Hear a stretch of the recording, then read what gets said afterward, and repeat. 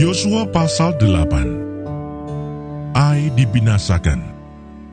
Kemudian berfirmanlah Tuhan kepada Yosua, "Janganlah takut dan janganlah tawar hati.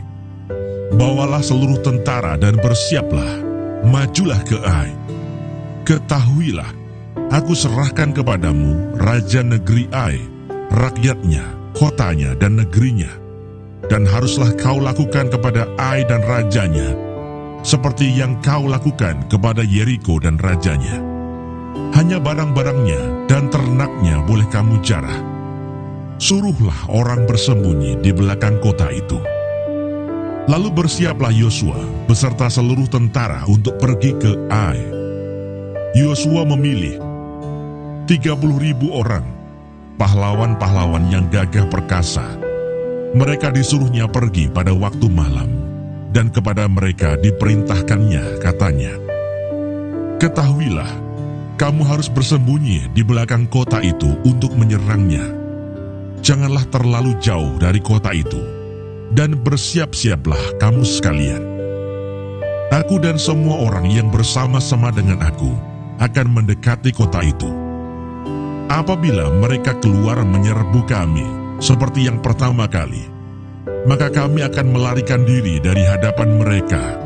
Jadi mereka akan keluar menyusul kami, sehingga kami memancing mereka jauh dari kota itu. Sebab mereka akan berkata, 'Orang-orang itu melarikan diri dari hadapan kita seperti yang pertama kali.' Jika kami melarikan diri dari hadapan mereka, maka kamu harus bangun dari tempat persembunyianmu itu untuk menduduki kota itu, dan Tuhan Allahmu akan menyerahkannya ke dalam tanganmu. Segera setelah kamu merebut kota itu, haruslah kamu membakarnya sesuai dengan firman Tuhan. Kamu harus melakukan semuanya itu. Ingatlah, itulah perintahku kepadamu." Demikianlah Yosua menyuruh mereka pergi. Lalu berjalanlah mereka ke tempat persembunyian dan tinggal di antara Betel dan Ai, di sebelah barat Ai. Tetapi Yosua bermalam di tengah-tengah rakyat pada malam itu. Keesokan harinya Yosua bangun pagi-pagi. Lalu diperiksanyalah barisan bangsa itu, dan berjalanlah ia maju beserta para tua-tua orang Israel di depan bangsa itu ke Ai. Juga seluruh tentara yang bersama-sama dengan dia berjalan maju. Mereka maju mendekat, lalu sampai ke tentangan kota itu. Kemudian berkemahlah mereka di sebelah utara Ai, sehingga lembah itu ada di antara mereka dan Ai. Yosua telah mengambil kira-kira 5.000 orang. Lalu disuruhnya mereka bersembunyi di antara Betel dan Ai, di sebelah barat kota itu. Beginilah rakyat itu diatur. Seluruh tentara itu di sebelah utara kota dengan barisan belakang di sebelah barat kota. Pada malam itu berjalanlah Yosua melalui lembah itu. Pagi-pagi ketika raja negeri Ai melihat hal itu, maka ia dan seluruh rakyatnya, orang-orang kota itu, segera keluar berperang, menyerbu orang Israel ke lereng di seberang dataran itu. Raja itu tidak tahu bahwa ada orang bersembunyi di belakang kota. Yosua dan seluruh orang Israel itu berlaku seolah-olah dipukul mundur oleh mereka, lalu melarikan diri ke arah padang gurun. Sebab itu semua orang yang ada di kota dikerahkan untuk mengejar orang Israel. Maka mereka mengejar Yosua, sehingga makin jauhlah mereka terpancing dari kota. Seorang pun tidak tertinggal lagi di Ai dan Betel yang tidak keluar memburu orang Israel. Mereka meninggalkan kota itu terbuka karena mereka mengejar orang Israel.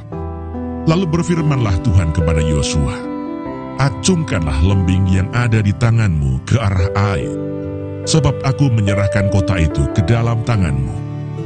Maka Yosua mengacungkan lembing yang di tangannya ke arah kota itu. Ketika diacungkannya tangannya, maka segeralah bangun orang-orang yang bersembunyi itu dari tempatnya. Mereka berlari memasuki kota, merebutnya, lalu segera membakar kota itu.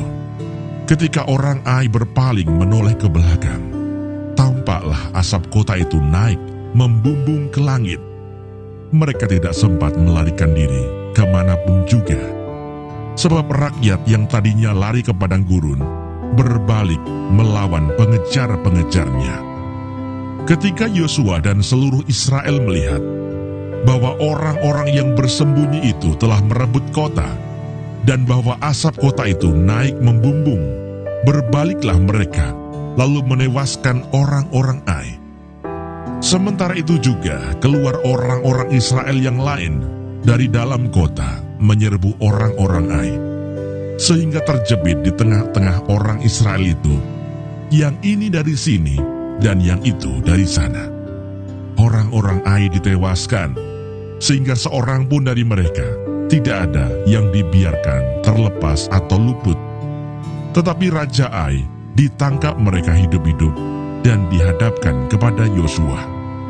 Segera sesudah orang Israel selesai membunuh seluruh penduduk kota Ai di padang terbuka, kemana orang Israel mengejar mereka, dan orang-orang ini semuanya tewas oleh mata pedang sampai orang yang penghabisan, maka seluruh Israel kembali ke Ai dan memukul kota itu dengan mata pedang. Jumlah semua orang yang tewas pada hari itu, baik laki-laki maupun perempuan, ada 12.000 orang, semuanya orang Ai. Dan Yosua tidak menarik tangannya yang mengacungkan lembing itu sebelum seluruh penduduk kota Ai ditumpasnya. Hanya ternak dan barang-barang kota itu dijarah oleh orang Israel, sesuai dengan firman Tuhan yang diperintahkannya kepada Yosua. Yosua membakar Ai dan membuatnya menjadi timbunan puing untuk selama-lamanya, menjadi tempat yang tandus sampai sekarang. Dan Raja Ai digantungnya pada sebuah tiang sampai petang. Ketika matahari terbenam, Yosua memerintahkan orang menurunkan mayat itu dari tiang, lalu dilemparkan di depan pintu gerbang kota. Kemudian didirikan oranglah di atasnya suatu timbunan batu yang besar yang masih ada sampai sekarang. Mezbah di Gunung Ebal, pembacaan hukum Taurat. Pada waktu itulah Yosua mendirikan mezbah di Gunung Ebal bagi Tuhan Allah Israel, seperti yang diperintahkan Musa hamba Tuhan kepada orang Israel, menurut apa yang tertulis dalam kitab hukum Musa. Suatu mezbah dari batu-batu yang tidak dipahat, yang tidak diolah dengan perkakas besi apapun. Di atasnya lah mereka mempersembahkan korban bakaran kepada Tuhan dan mengorbankan korban keselamatan. Dan di sanalah di atas batu-batu itu dituliskan Yosua, salinan hukum Musa yang dituliskannya di depan orang Israel. Seluruh orang Israel, para tua-tuanya, para pengatur pasukannya, dan para hakimnya berdiri sebelah menyebelah tabut, berhadapan dengan para imam yang memang suku Lewi, para pengangkat tabut perjanjian Tuhan itu, baik pendatang maupun anak negeri. Setengahnya menghadap ke Gunung Gerizim, dan setengahnya lagi menghadap ke Gunung Ebal, seperti yang dahulu diperintahkan oleh Musa, hamba Tuhan, apabila orang memberkati bangsa Israel. Sesudah itu dibacakannya lah segala perkataan hukum Taurat, berkatnya dan kutuknya, sesuai dengan segala apa yang tertulis dalam kitab hukum. Tidak ada sepatah kata pun dari segala apa yang diperintahkan Musa yang tidak dibacakan oleh Yosua kepada seluruh jemaah Israel dan kepada perempuan-perempuan dan anak-anak dan kepada pendatang yang ikut serta.